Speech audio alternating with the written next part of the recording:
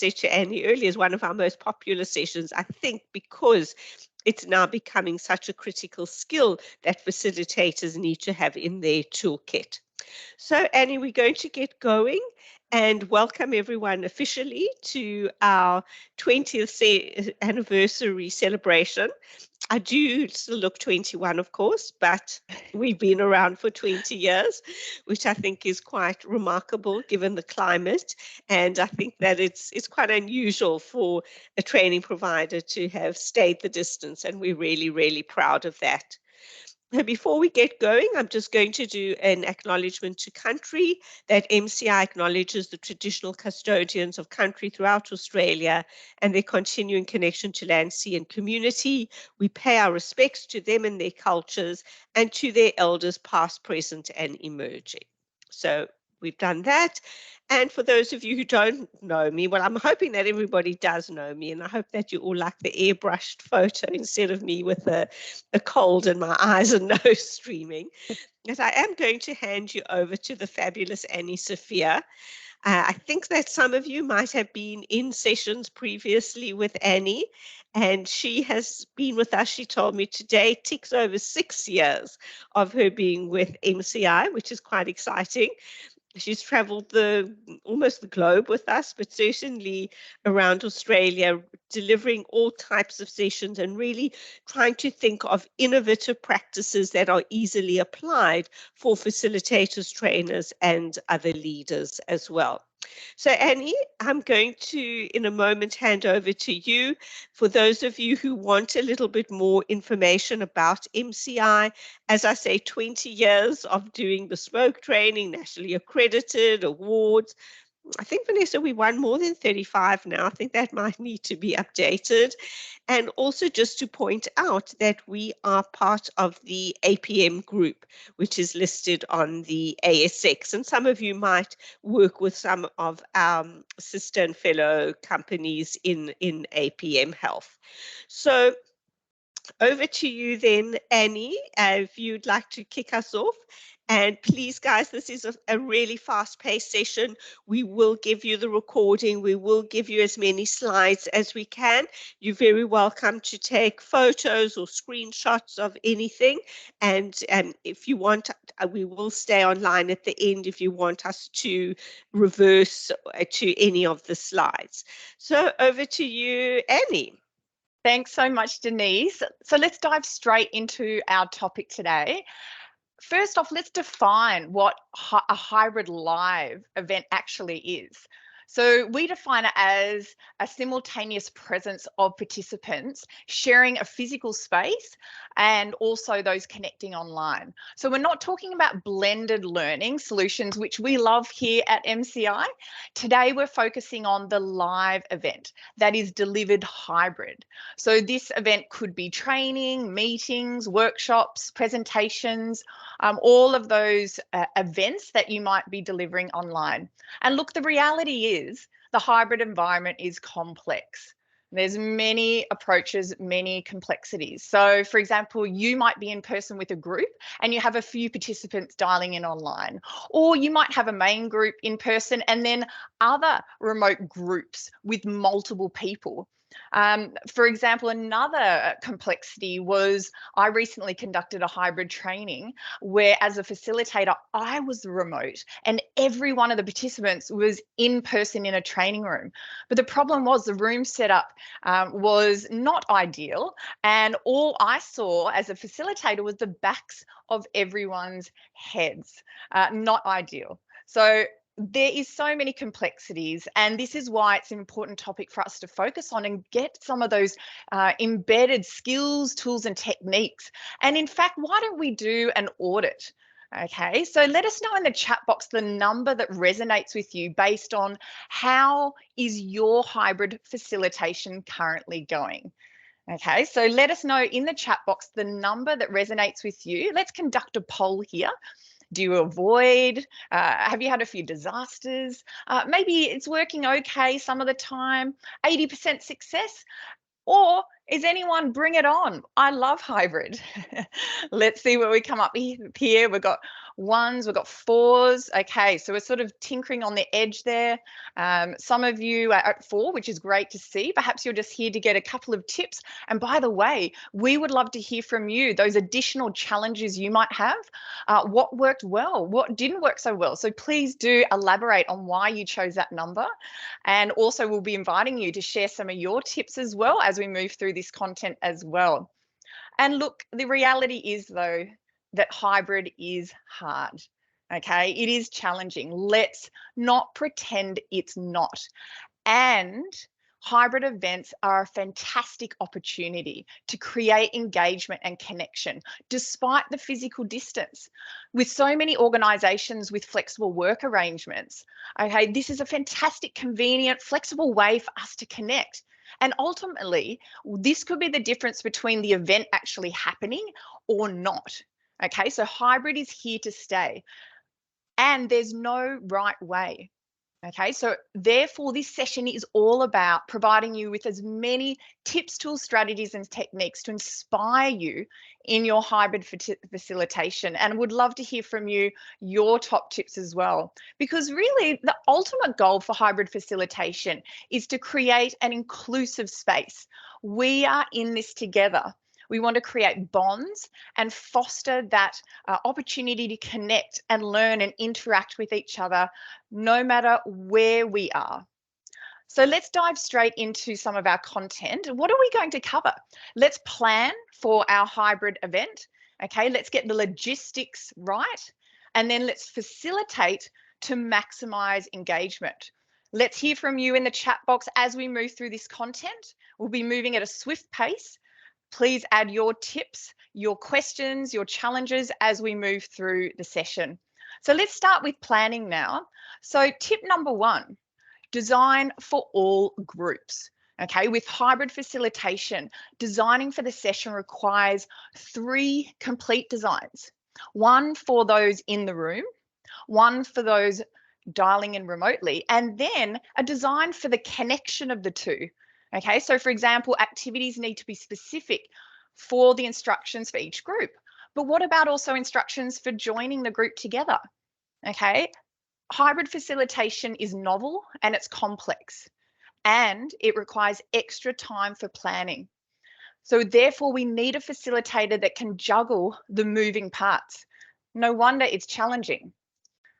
Now, tip number 2, let's keep it simple. The setting in a hybrid session is complicated, so simple activities work best. Keep the instructions clear and minimal. Remove that desire to add in complex activities or methods of conducting discussions or collaborating. Don't worry about it being too basic or linear. Trust that the nature of the hybrid event will create the complexity, and definitely will have those on-the-day curveballs. What about tip number 3? Let's create space in the design. Okay, so create and those outcomes, those learning outcomes for tighter sort of activity and collaboration and continued inclusion. We need to ensure we've got tight outcomes, and also we need to create the space for everyone to process the information. We need regular breaks. There's uncertainties connected with the technology on the day, different considerations regarding the online participants needing some space to get away from their screens. We also want the in-person participants to relax and mingle with one another. Okay, so therefore, let's ensure we have time up our sleeve for these inevitable tech challenges and adjustments. Okay, so let's make sure we space out at our design. Don't be tempted to pack in back-to-back topics and agenda items. It's best to have less in a hybrid environment. And what about the all-important inclusion? Okay, say no to the us versus them undercurrent. Okay, so for example, in-person participants may have a stronger say, okay, due to reading body language and subtle cues.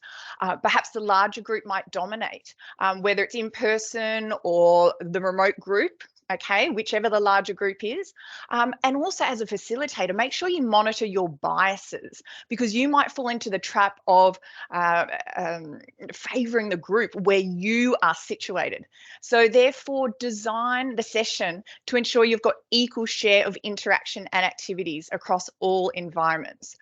So what are your top planning tips? I see there's a few coming into the chat box. There have been quite a few interesting Yes. ones here, if I can highlight for you. Mm. The first question, which I think is quite a difficult one, is around duration for hybrid, because the reality is that you get fatigued in front of the screen all the time. You know, the people in the room can check their phones and do whatever, but just staring at a screen is exhausting.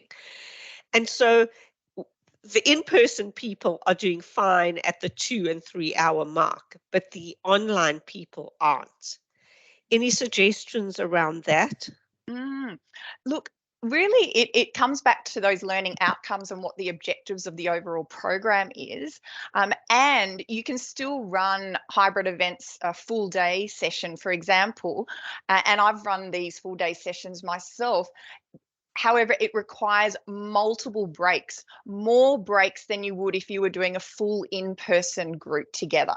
So if you're doing any hybrid, ensure that you have regular breaks. Okay, so dial up those breaks, or consider in the program design whether it might be worthwhile to stagger the program. Okay, so do 3-hour workshops or half-day workshops, or ultimately our favorite MCI with online, the 90-minute short, sharp sessions as well. So whatever works for you regarding program design, but make sure you have regular breaks. Yeah. And then another interesting one, and thank you to everyone adding tips that I think Annie's going to mention, but please everyone keep an eye on chat, because there's some superb tips and strategies coming through there. But the one that I just wanted to highlight was around cameras on, cameras off. Annie, I don't know how you can do it with cameras off. We advocate that online participants have cameras on purely because we want to see you. We want to see the remote attendees always. And there's also considerations regarding whether that may be not possible. So I've facilitated hybrid sessions where, because of privacy issues, remote attendees are unable to have their camera on. So really it does depend on what's going on behind the scenes, but ultimately if cameras can be on, that would be a great group expectation to promote. Okay, fabulous. Keep rolling. Yes, thanks for all those questions. And look, why don't we dive into the second item, which is all around logistics. And logistics is crucial to ensure we have hybrid facilitation success. Would you agree? We need to make sure that we get the tech right. Okay, because if not, what's the point? We need to make sure that video is strong, sure, but audio, we believe, is fundamental. Okay, everyone needs to see and hear everything. But as we just mentioned, audio is more important in the sense that perhaps you might have cameras off for a variety of different reasons. We do promote that the facilitator has camera on, of course, at all times. We want visibility for everyone that's dialing in remotely. But we also have to consider the camera itself. Is it a static camera or is it moving around and following you? How can we make sure we hear everyone? What's the mic setup? How stable is the internet? Okay, so these are all the considerations to consider when you are looking at hybrid events. What about your tools and apps? What are you going to use to support collaboration and engagement? Let us know in the chat box some of your favorite tools and apps that can support you here. For example, do you have a live scribe document that you're all sharing ideas into? Perhaps you've got some of the other different apps that we have our way. What about an in-person participant taking notes on a flip chart and then taking photos of the flip chart and sending it to the online participants? What do I need to consider before, during, and after this event? What about having a moderator? The luxury of a moderator, if possible. You might call the moderator a producer or co-facilitator. Ultimately, this role is the bridge builder between cohorts. So you're sorting out login issues, ensuring all the questions are heard, monitoring the chat, promoting online inclusion. We'll definitely get some tips about this coming up in a moment. And tip number 4, okay, why not have a briefing informational kickoff session prior to the hybrid event? So depending on what the program is. So for example, what might be the instructions for the online participants? Expectations around mics and cameras, breaks, perhaps even eating as well. You know, what's the rules around grabbing a quick snack? What about in-person participants? What's the rules around side chatter? Do we need to make sure we wait to ask a question, make sure the microphone is available to do that? And that is a big yes. We need to set those expectations. At the very least, like, set these clear expectations and instructions in the meeting invitation and communicate these expectations at the beginning of the session. But we'll follow on with a few more tips around this in a moment. And look, Denise, certainly the reminder here is that it's more exhausting for the online participant. Okay, they time more easily than those in the room who can relax and have a bit of a chat. So design your session to have regular breaks. So any more questions or tips in the chat box there?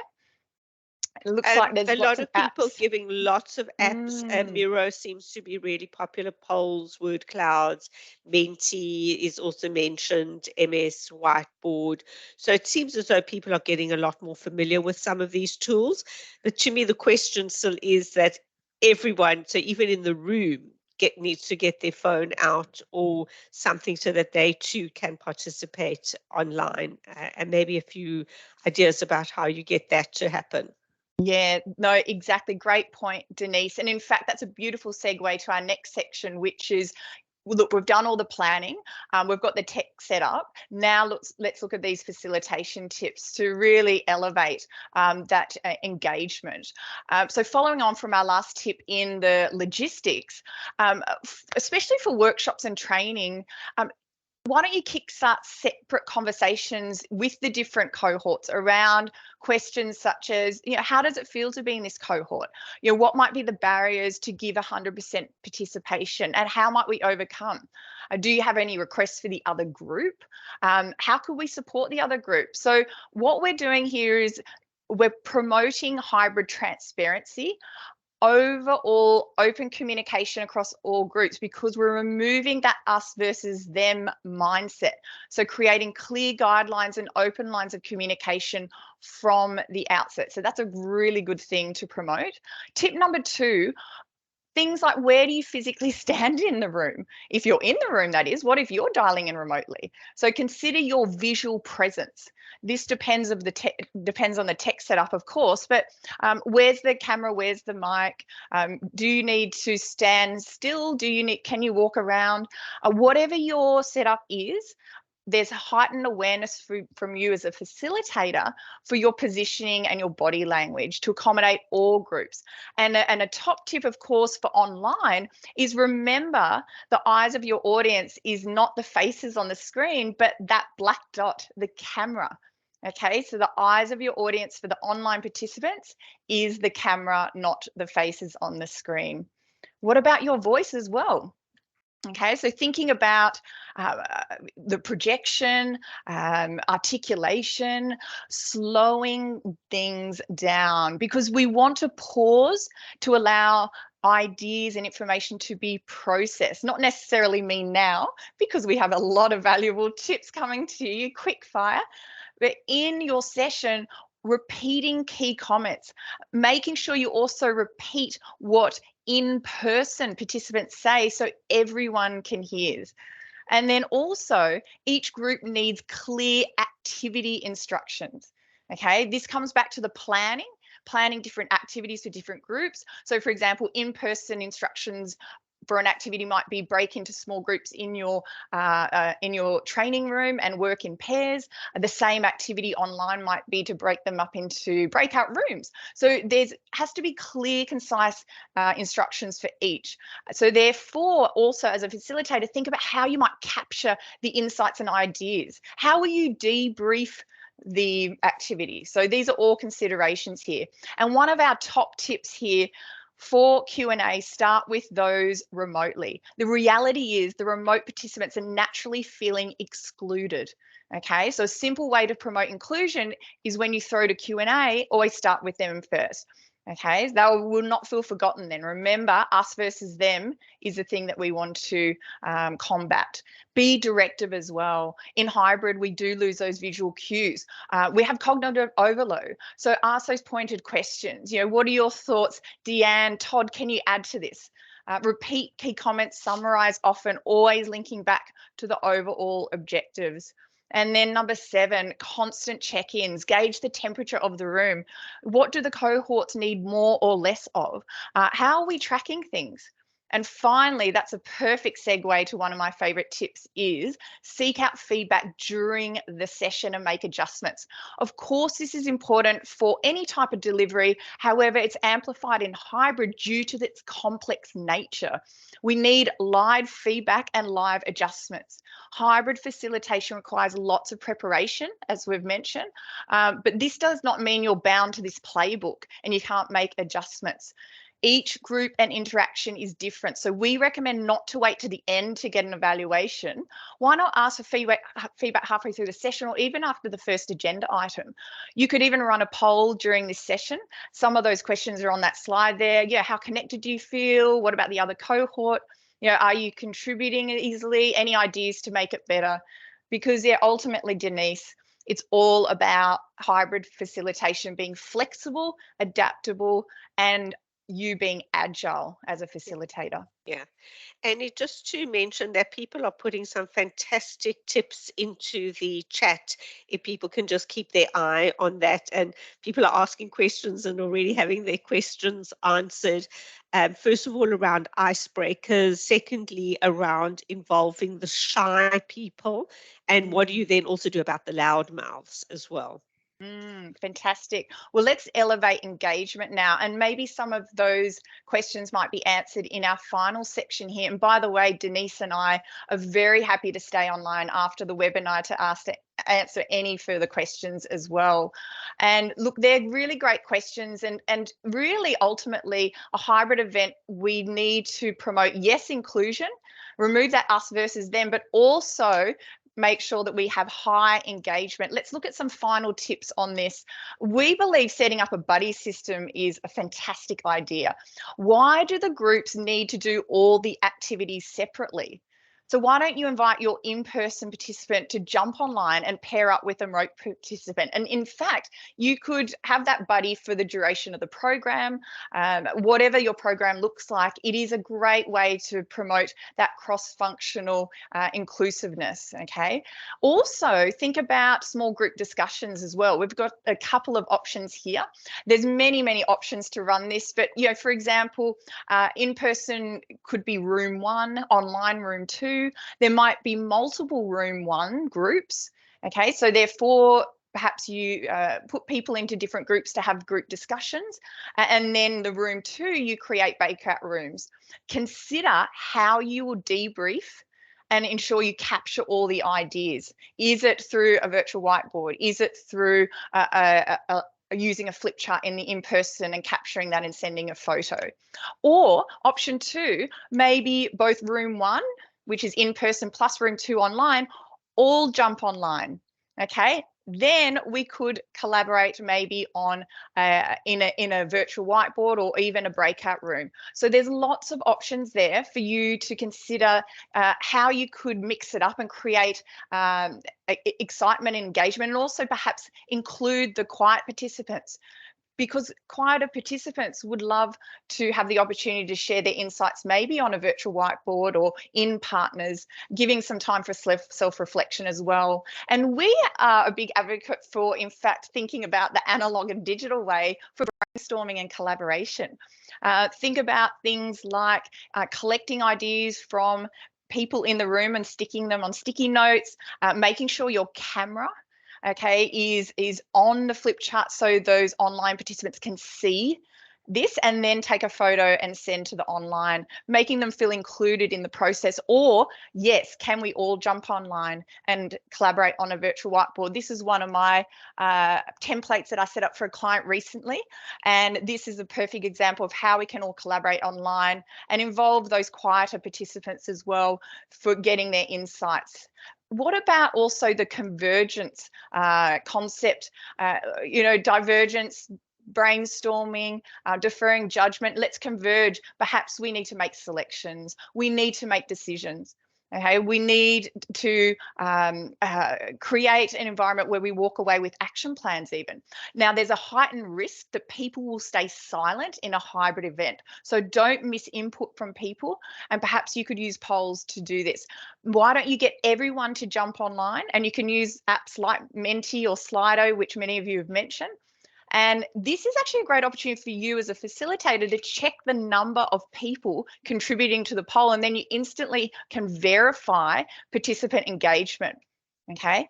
And final tip, why don't you recruit additional help? I know we've already mentioned a co-facilitator or monitor or a moderator or even a producer, but if you're unable to get a formal moderator, why don't you recruit someone within the group who could be your helper in the session? Nominate a willing participant to fulfill the roles such as counting votes, writing on the virtual whiteboard, monitoring the chat, being that go-between between the groups, okay? Because in a sense, we are all in this together. So you want to, as a facilitator, promote that we are creating an inclusive environment as we navigate through this hybrid world and this hybrid event promotion. So let us know in the chat box, is there anything that we missed? Would love to hear from you regarding any additional tips already.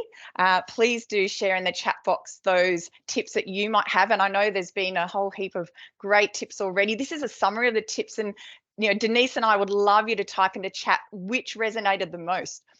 What is your key takeaway? What will you immediately apply in your hybrid facilitation? What really jumped out for you? So do let us know in the chat box which tip you enjoyed the most. Yeah. Annie, there've been so many questions and comments. I actually can't keep up with it. It's been a really engaged group, just putting forward some really brilliant suggestions. If I had to ask you for your top icebreaker, what would you say? Oh, my top icebreaker. Gosh, there's so many fantastic ones. I mean, I love one that, we love this at MCI, is everyone sharing a photo that they're happy to share with one another and creating more of that personal connection. Those in the room can share the photo, those online, of course. So grabbing a photo from your personal photos and sharing the story behind it. And you could, in fact, link that back to the overarching objectives for the day. How does this relate to our topic today as well? Lovely. It's so also interesting, Annie, how many people have gotten different tips out of the session. There's hardly anyone who's repeated the same one.